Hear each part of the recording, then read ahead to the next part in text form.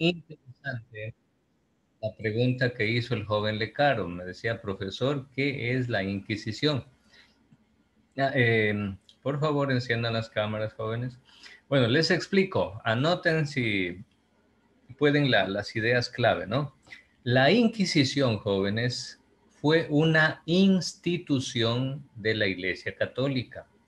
Estaba conformada especialmente por sacerdotes y por los famosos monjes mendicantes de la Orden de Santo Domingo, de San Francisco, bueno. Entonces era una institución que se encargaba de detectar las herejías para suprimirlas.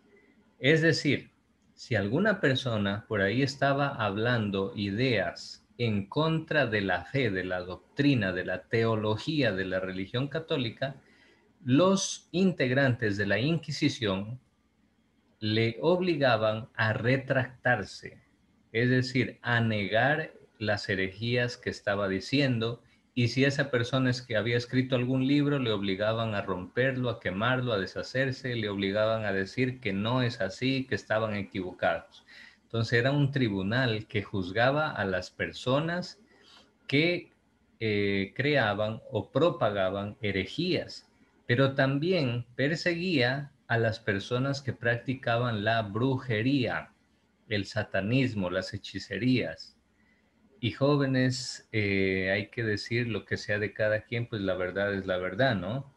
Hubieron casos en que se cometieron realmente unos tristes, unos muy tristes abusos. ¿Por qué razón? Porque se llegaron a torturar a personas con tal de que esas personas renieguen de esas herejías y crean solo y únicamente en Cristo. Eso se dio. No fue siempre, pero sí hubieron esos casos. Incluso, obviamente no eran los sacerdotes los que ejecutaban, ¿no? Los que asesinaban, los que mataban. Pero como en ese tiempo la Iglesia Católica estaba unida al poder del imperio, al poder del rey, entonces muchas veces si una persona no se retractaba de sus herejías, era condenado a la muerte. Algunas, por ejemplo, personas acusadas de brujería eran condenados a morir quemados. Y literalmente cuando eran condenados el pueblo entero salía a las calles y la quemaban viva esa persona. Entonces, bueno, más o menos eso era la Inquisición. Pero no en todos los lugares fue lo mismo. En unos lugares fue mucho más dura que en otras. Aquí en Latinoamérica tuvimos tribunales de la Inquisición, sí, especialmente en Cartagena de Indias y en el Virreinato de Lima, en Perú, hubieron tribunales de la Inquisición. Entonces, eso era la Inquisición. Joven Lecaro, ¿sí quedó claro? Sí, ya, muy bien. Sí, profesor. Ya, ok. Entonces, jóvenes, mire, a mí me gusta que hagan preguntas, jóvenes. Ahí es donde uno se aprende, ¿sí? Entonces, hagan preguntas. Hagan preguntas, jóvenes. Eso es importante. Curiosidad o cosas que ustedes digan, profe, pero a mí como que no me cuadra esto. A ver, ¿cómo se explica tal cosa? Listo, pregunte, joven, pregunte. Para eso está usted educándose en el colegio, es para aprender, ¿sí? Bueno, entonces les decía, jóvenes, que se comenzaron a ver herejías y en ese tiempo, estamos hablando aquí, jóvenes, del año 325, es decir, esto sucedió hace 1700 años. Bueno, pues para combatir esas herejías en ese tiempo, los que proponían herejías eran filósofos, eran gente muy estudiada. Entonces la Iglesia Católica para combatir esas herejías hacía los famosos concilios, que es la reunión de obispos, donde ahí se condenaba determinada herejía, se decía, bueno, fulano de tal está diciendo herejías, porque son cosas que no van con la fe católica. Entonces, bueno, ahí se condenaban sus obras, sus libros, etcétera, se le pedía que renuncie a esas ideas que eran herejes, y bueno. Y jóvenes, ahí es en este concilio, especialmente en el concilio de Constantinopla, se redacta el credo niceno constantinopolitano. aunque suene una palabra largota. A ver, jóvenes, cuando vamos a misa los domingos, después del sermón que da el sacerdote, después de la homilía, nos ponemos de pie y rezamos una oración. ¿Quién me dice cómo se llama esa oración? A veces nos hacen levantar la mano y dicen, a ver, levantamos la mano derecha y decimos, a ver, ¿cómo se llama esa oración? Padre nuestro. No, antes del Padre Nuestro, Jeremy, antes del Padre Nuestro. Yo confieso. No, eso es al inicio de la misa. Otra El oración. credo. El credo no se nos contesta. Gamboa, ¿cuál? El credo. Bien, correcto, Gamboa. Correcto, María Briones, correctísimo. Esa oración se llama el credo, efectivamente. Y jóvenes, ¿saben cuándo se inventó esa oración? ¿Cuándo se creó esa oración? Se la creó hace 1700 años, aquí, en el concilio de Niceo-Constantinopla. Ahí se creó esa oración que se llama el credo niceno-constantinopolitano. Pregúntenle a sus padres, a sus abuelitos, cuando éramos niños, nosotros rezábamos el credo antiguo, el credo completo, y decíamos, creo en un solo Dios Padre Todopoderoso, Creador del cielo y de la tierra, Dios de Dios, luz de luz, Dios verdadero, de Dios verdadero, engendrado y no creado, de la misma naturaleza del Padre, por quien todo fue hecho. Bueno, era una oración bastante larga, pero realmente muy, muy bonita. Y el credo, jóvenes, resume todos los dogmas de la fe católica. En el credo está resumido, en una sola oración está resumido todo en lo que los católicos creemos desde nuestra fe. Hoy en día se reza la versión más chiquita del credo, es una versión más pequeñita que usted y yo cuando vamos a misa los domingos lo rezamos.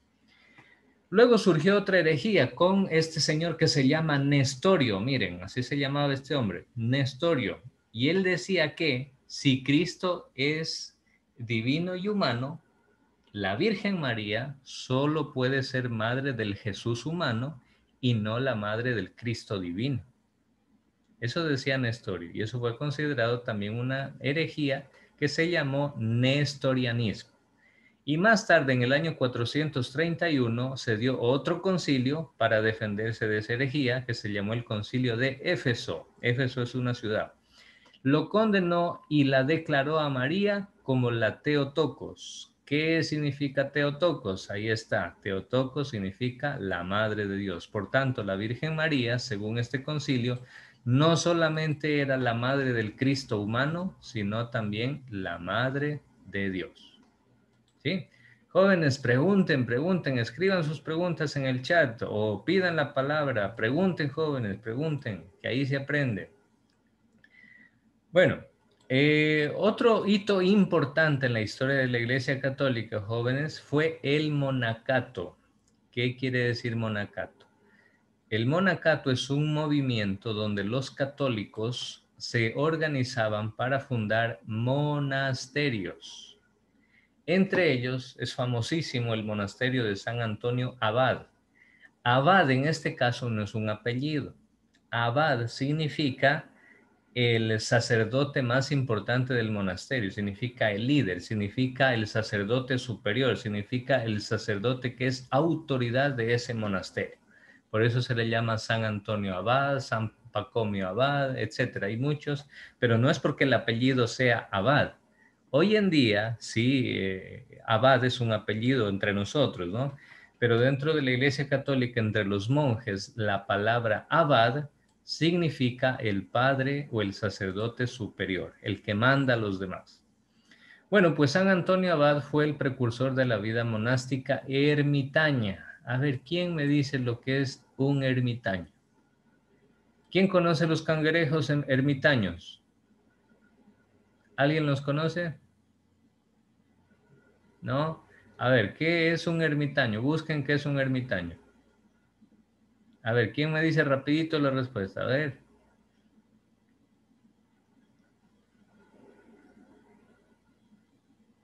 A ver, ¿quién consulta primero? ¿Quién consulta primero? Es una persona que elige profesar una vida solitaria y ascética. Correcto, exacto. Bien, joven Benítez. Bien, María Briones también aquí en el chat escribió muy bien. Efectivamente, un ermitaño es una persona que decide vivir solitario.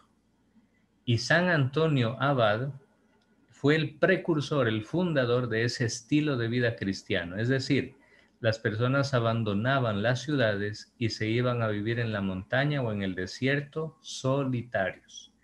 Algunos, por ejemplo, coincidían, por ejemplo, que agarraban y se iban al desierto del norte y eran unos 10, por ejemplo. Pero entonces sus eremitas, que eran una especie como de cuevas, como de covachas, de casitas muy pequeñitas, pues ahí vivía el ermitaño, tenía su pequeño huerto. Si iban al desierto, trataban de estar cerca de los oasis para tener agua y poder vivir, ¿no? Y ahí sembraban y se alimentaban y comían lo que ellos sembraban. Y ahí se dedicaban todo el día a la oración, a leer la Biblia y a trabajar en el huerto. Esa era la vida de los ermitaños. Entonces, ese estilo de vida se llama monacato. Monacato. Más tarde, muchos de ellos se unían, vivían en el desierto, uno vivía aquí, uno más allácito, otro en la otra montaña y así. En eso ellos decidieron unirse y fundaron ahí los monasterios, que ya eran construcciones donde vivían varios monjes. Famoso es el monasterio de San Pacomio también, el monasterio de San Jerónimo. Miren, todo esto es antiquísimo, jóvenes. Estamos hablando del año 250, hace 1800 años atrás. Así comenzó la Iglesia Católica, jóvenes. Ustedes van a decir, profe, ¿y quién inventó la forma de vida así como viven las hermanitas del Colegio Nil? Que ellas viven dentro de la misma casa, son hermanas entre ellas, etcétera. Bueno, ¿quién inventó eso? Aquí, jóvenes. Estos grandes hombres del cristianismo inventaron de esa manera, inauguraron la vida comunitaria. Así comenzaron los conventos, los monasterios, jóvenes. Fíjense, importantísimo todo esto. A ver, Roy Jiménez dice, profe, una pregunta, dice, no es de las clases... ¿a qué se refiere Roy Jiménez? No entiendo la pregunta. Roy, ¿a qué se refiere? No le entiendo. Escríbala otra vez, ¿ya? Bueno, entonces, jóvenes, más tarde surgió uno de los santos más importantes de la iglesia de esos tiempos. Estamos hablando de San Agustín. San Agustín nació en Hipona, en el norte de África, en una región que se llama Tagaste, en Numidia. Ahí nació San Agustín, en el norte de África. Era africano del norte, es decir, del norte del Sahara, a eso me refiero. Él se convirtió por influencia de un obispo que se llamó San Ambrosio de Milán. Y gracias a las oraciones de su madre, pues su madre ya era católica. La madre de San Agustín se llamaba Mónica. Y bueno, San Agustín era filósofo y era teólogo además, era muy brillante, muy inteligente. Y bueno, él se dedicó a defender la fe, a escribir para defender la fe católica, y él fundó la vida comunitaria estableciendo reglas de vida. Los que viven jóvenes, por ejemplo, así como las hermanitas que tenemos en el colegio, ellas viven en comunidad, pero dentro de ellas existen reglas para vivir en comunidad. No es que cada una dice, no, es que si yo quiero me levanto a las 5 de la mañana. El otro dice, no, si yo quiero me levanto a las 10. El otro dice, no, yo no me levanto en la tarde a almorzar. No. Hay reglas. Y entre ellas la regla, el grupo, el conjunto de reglas más famosas fue las que hizo San Agustín, en la cual se establecía las normas, las leyes que tenían que cumplir los que querían vivir en un convento, en una comunidad. Bueno, hasta ahí vamos a llegar, al punto 6, jóvenes. A ver, preguntas. ¿Quién se quiere ganar los últimos puntos de participación en clase de la clase de hoy? A ver, preguntas. Preguntas. Si no hacen preguntas ustedes, las hago yo. Ninguna, ya, entonces yo voy a hacer las preguntas. A ver, Ariana Moreira. Ariana, ¿qué era una herejía? Hoy día estuvimos viendo justamente eso. ¿Qué era una herejía? Ariana a la 1. Ariana a las 2. Ariana a las 3. Ya se perdió Ariana los puntos de participación. A ver, vamos a preguntarle a Aileen Ortiz. Aileen, ¿qué era una herejía? A ver.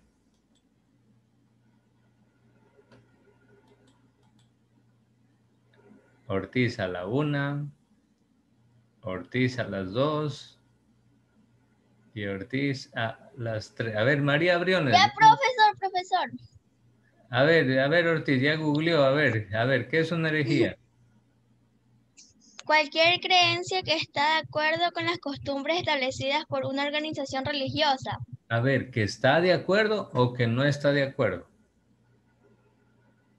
Que está en desacuerdo, perdón. Ah, ya, ahí sí, eso es muy diferente. Ya, muy bien, eso es una herejía.